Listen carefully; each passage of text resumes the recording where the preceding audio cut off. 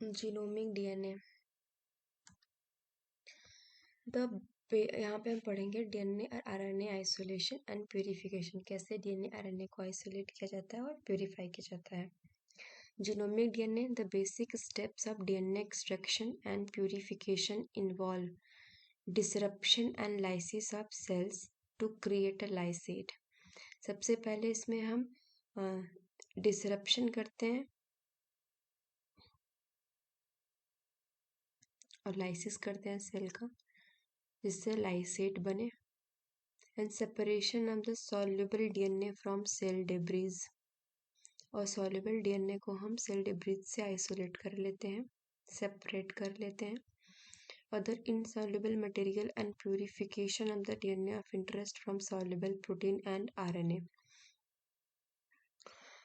Purification करते हैं DNA of interest का, जो हमें चाहिए होता है, कहाँ से, from soluble protein and RNA से। And DNA extraction method are often modified and optimized for different cell types. तो जो DNA एक्सट्रैक्शन मेथड है वो मॉडिफाई और ऑप्टिमाइज्ड होता है अलग अलग सेल के लिए, अलग अलग सेल टाइप के लिए। For example, cetyl 3 methyl ammonium bromide and guanidinium isothiocyanate are often included in protocol for DNA extraction from plant materials. अगर प्लांट मटेरियल से आपको डीएनए एक्सट्रैक्ट करना है तो क्या क्या यूज़ होता है, C tab and GITC, guanidine thiocyanate and C tab, cetyl trimethyl ammonium bromide. The basic criteria that any method of DNA extraction from any sample type should meet include efficient extraction, sufficient amount of DNA extracted from downstream process, removal of contaminants, and quality and purity of DNA. Here we have described two common DNA extraction methods. First, organic extraction. This method involves organic extraction, example phenol and chloroform, followed by ethanol precipitation. In this method, cells are lysed. Cell को lysed किया, cell debris is usually removed by centrifugation, फिर centrifuge किया, cell debris को remove किया। The remaining soluble material is the mixed with organic solvent such as phenol. अब centrifuge करके पहले तो जो डेब्रीज रिमूव किया और फिर जो सॉल्वेंट है, फिर जो मटेरियल सॉल्युबल मटेरियल है हमारे पास, सेंट्रीफ्यूगेशन के बाद उसमें हम ऑर्गेनिक सॉल्वेंट ऐड किया, जैसे फिनॉल हो गया, 1:1 रेशियो में फिनॉल एंड क्लोरोफॉर्म को ऐड किया। If the protein content in the cell extract is very high, then protease add करेंगे, सच एज प्रोनेज और proteinase K is use to degrade protein, जिससे कि प्रोटीन डिग्रेड हो जाएगा before phenol extraction से। Organic solvent precipitate protein but leave the nucleic acid. जो organic solvent है वो प्रोटीन को प्रेसिपिटेट करा देता है और न्यूक्लिक एसिड डीएनए आरएनए को लीव कर देता है, इन एक्वस सॉल्यूशन बाहर निकाल देता है, and aqueous solution of nucleic acid can be then removed. फिर एक्वस सॉल्यूशन न्यूक्लिक एसिड का उसको रिमूव कर देंगे, आरएनए को डाइजेस्ट करवा देंगे आरएनएज एंजाइम की हेल्प से। Purified DNA is usually recovered by precipitation using ethanol. अब एथेनॉल ऐड करके हम प्रेसिपिटेशन बनाएंगे प्यूरिफाइड डीएनए का, termed ethanol precipitation, in the presence of monovalent cation such as sodium ion and at -20 degree centigrade. Absolute ethanol efficiency precipitate polymeric DNA and leaves behind short chain and monomeric nucleic acid component including the ribonucleotides. इसमें सबसे पहले cell extract लिया, ठीक है, debris वगैरह बनाया, उसको फिर सेंट्रीफ्यूज किया तो सेल डेब्रीज यहाँ हो गया, आपका डीएनए आरएनए एक्वस सॉल्यूशन में आया, फिर इसको रिमूव कर देंगे। अब एक्वस सॉल्यूशन में क्या ऐड करेंगे, 1:1 रेशियो में फिनॉल एंड एथेनॉल क्लोरोफॉर्म, फिर इसको सेंट्रीफ्यूज करेंगे तो एक्वस लेयर में आ जाएगा आपका DNA plus RNA, and coagulated protein हो जाएगा आपका एंड इथेनॉल। और फिर ये एक्वस सोल्यूशन लेकर के आरएनए डाल देंगे इसमें, फिर आरएनए भी हो जाएगा, फिर इथेनॉल डाल देंगे, डीएनए का क्या बन जाएगा, precipitate.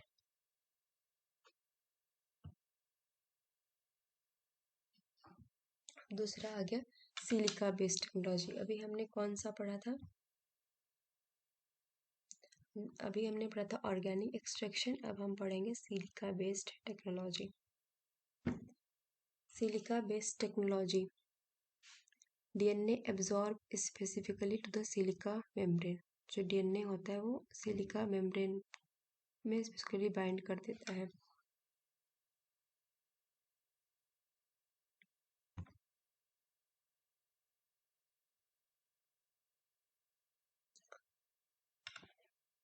In the presence of certain salt and at a particular pH.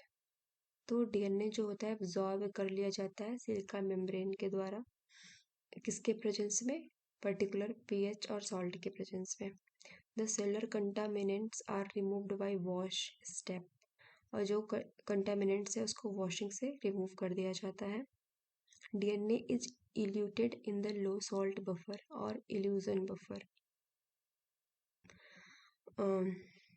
Cotropic salt are included to aid in protein denaturation and extraction of DNA. Disruption of most cell is done by cotropic salt and detergent, and the resulting lysate is cleared by centrifugation.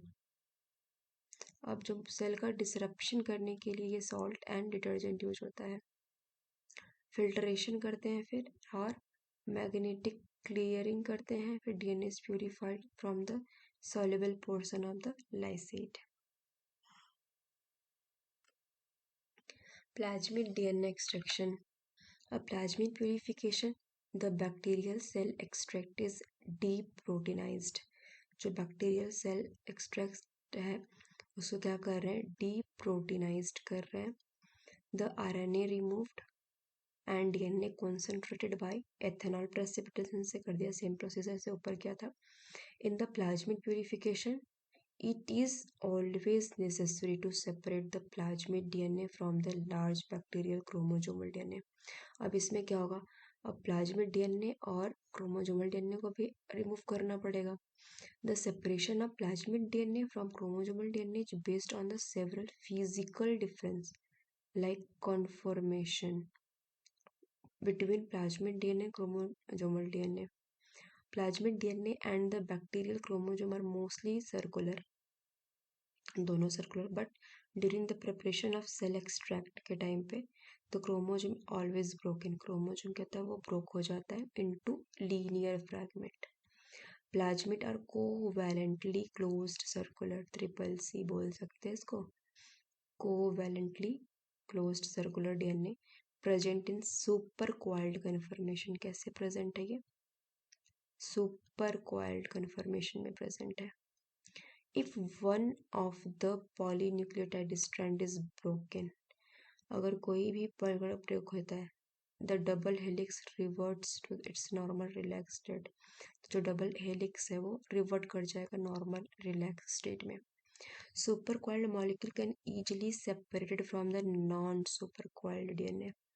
One method of separation is through alkaline denaturation. If sodium hydroxide is added to the cell extract containing linear and supercoiled DNA,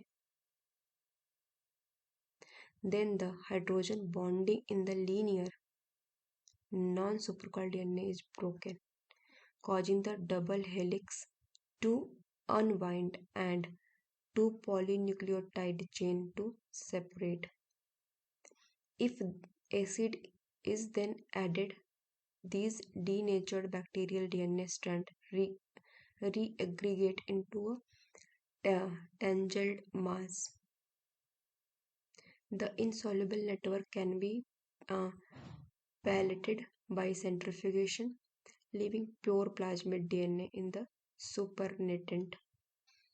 Another method of separation is through CSCL buoyant density gradient centrifugation in the presence of DNA intercalating dye.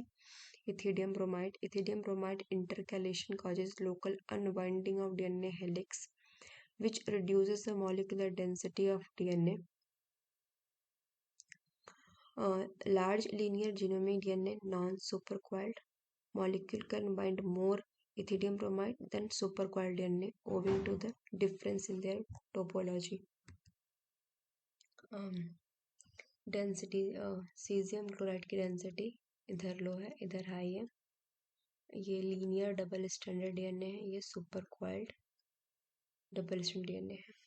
Separation of super coiled DNA from non-supercoiled DNA molecule by density gradient centrifugation in the presence of ethidium bromide. Ethidium bromide bind to the DNA molecule by intercalating between adjacent base pair, causing partial unwinding of the double helix. Partial unwinding of the double helix. The unwinding result in the decrease in the bond density. Unwinding result is a decrease in the bond density. However, supercoiled DNA with no free ends has very little freedom to unwind and can only bind a less amount of ethidium bromide as compared to the linear and nicked circular double-stranded DNA. The decrease in the bond density of a supercoiled molecule is therefore much less. As consequence, supercoiled molecule form a band in the ethidium bromide cesium chloride gradient at a different position to linear and nicked circular DNA. Because supercoiled plasmid DNA cannot be easily unbound, much less ethidium bromide can intercalate. In contrast, linear DNA molecules are not topologically constrained and can therefore absorb more ethidium bromide molecule, resulting in overall decrease in the molecular density. mRNA extraction. DNA extraction method cannot be directly applied to RNA, as RNA is structurally very different from DNA. So RNA is single-stranded while DNA is mostly double-stranded. Second, RNA is not as biochemically stable as DNA. Two factors contribute to the biochemical instability of RNA. First, RNA is a group of enzymes that degrade RNA molecules are abundant in the environment and it is difficult to destroy RNAs completely. Second, RNA is less stable than DNA because two hydroxy group of the ribose ring that promote hydrophilic attack on the 5' to 3' phosphodiester bond to form 2,3-cyclic phosphate. Therefore, even if all RNAs are eliminated or inhibited during RNA purification, RNA spontaneously degrade while in solution. To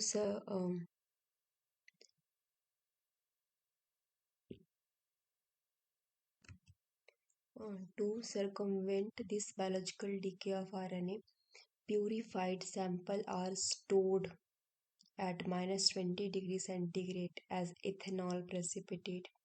The purification of mRNA involves two basic steps. First, biochemical separation of total cellular RNA from DNA and protein using a strong protein denaturant to inhibit cellular RNAs. Second, isolation of poly A tail mRNA using an oligo-DT affinity matrix. A common method used to isolate mRNA from tissue culture cell is outlined in the following figure. And guanidinium thiocyanate is a protein denaturant that lyses the cell and inhibits cellular RNAs. इसमें ये लिखा हुआ है कि DNA जैसे extract होता है वैसे आरएनए एक्सट्रैक्ट नहीं हो सकता, क्योंकि उसके स्ट्रक्चर्स में कुछ डिफरेंट है। लाइक डीएनए जो होता है वो डबल स्ट्रैंडेड होता है, एंड आरएनए जो होता है वो सिंगल स्ट्रैंडेड ही होता है। और आरएनए जो होता है वो स्टेबल उतना नहीं होता, बल्कि डीएनए स्टेबल होता है। और कुछ और फैक्टर्स भी हैं जो मतलब ऐसा इजली एक्सट्रैक्ट नहीं होती एमआरएनए को, जैसे कि एक हो गया आपका आरएनए एंजाइम, जो डिग्रेड करता है आरएनए मॉलिक्यूल को, क्योंकि वो अबंडेंट होता है ये एंजाइम, तो वो डिस्ट्रॉय कर देता है आरएनए को। सेकेंड कि वो तो लेस स्टेबल है आरएनए, क्योंकि उसके पास 2 हाइड्रोक्सिल ग्रुप है, तो वो हाइड्रोफिलिक अटैक हो जाता है उसके ऊपर, मतलब प्रमोट करता है फॉस्फोडाइस्टर बॉन्ड पे, और बना लेता है 2,3 साइक्लिक फॉस्फेट। फिर जितने भी आरएनएज हैं, अगर उसको एलिमिनेट कर दिया जाए, इनहिबिट कर दिया जाए आरएनए प्यूरिफिकेशन के टाइम पे कि वो डिग्रेड ना करे, तो आरएनए स्पॉन्टेनियसली डिग्रेड हो जाता है सॉल्यूशन के अंदर खुद ही। फिर तब decay biological decay of RNA purified sample are stored. फिर जब बायोलॉजिकल डीके आरएनए का होता है तो उसको प्यूरिफाई कर देते हैं सैंपल से और स्टोर कर लेते हैं -20 डिग्री सेंटीग्रेड पे इथेनॉल में प्रेसिपिटेट करा करके। अब हमें प्यूरिफाई करना है एमआरएनए को, उसमें भी 2 स्टेप्स हैं। लाइक फर्स्ट है कि जो केमिकल सेपरेशन है टोटल सेलुलर आरएनए का डीएनए से और प्रोटीन से, उसमें एक डीनेचुरेंट यूज होता है और इनहिबिटर यूज होता है आरएनएस को जो इनहिबिट करे। एंड आइसोलेशन करते हैं एक poly A tail chain, poly A tail mRNA, और उसमें ओलिगो डीटी यूज करते हैं, मतलब अफिनिटी मैट्रिक्स होनी चाहिए, using in oligo dT affinity matrix. एक कॉमन मेथड है यूज होता है एमआरएनए को आइसोलेट करने में टिश्यू कल्चर से, ये इसमें फिगर में दिया हुआ है। Guanidine thiocyanate is a protein denaturant that lyses the cell and inhibits cellular RNAs। यहाँ पे सेल कल्चर हुआ, फिर ग्वानाडीन थायोसाइनेट डाल दिया गया, ये क्या करता है लाइसेट से प्रोटीन डीनेचर करता है लाइसेट से एंड इनहिबिट करता है आरएनएस को। प्लस फिनॉल भी डाला गया, क्लोरोफॉर्म में डाला गया, सेंट्रीफ्यूज किया गया, तो एक्वस फेज में रिमूवल ऑफ एक्वस फेज कर लेंगे। अब एक्वस फेज में आइसोप्रोपेनॉल डाला गया, फिर सेंट्रीफ्यूज किया गया, फिर आरएनए का पैलेट मिल जाएगा आपको। Separation of mRNA with oligo dT affinity matrix. Isolation and purification of mRNA from tissue culture cell using guanidine, thiocyanate and oligo-DT fellows. The purification method is based on the finding the DNA preferentially partitions to the aqueous phase in a solution containing guanidine thiocyanate at pH 4 in the presence of phenol and chloroform. Under these conditions, protein partition to the organic phase and most of the large DNA fragment trapped in the interphase। तो इसमें क्या होता है कि जो protein partition हो रहा है ऑर्गेनिक फेज में, most of the large DNA fragment trapped हो जाते हैं किसमें, इंटरफेज में। Poly A plus mRNA is purified from total cellular RNA using polyadenylated and therefore oligo-DT affinity ligand।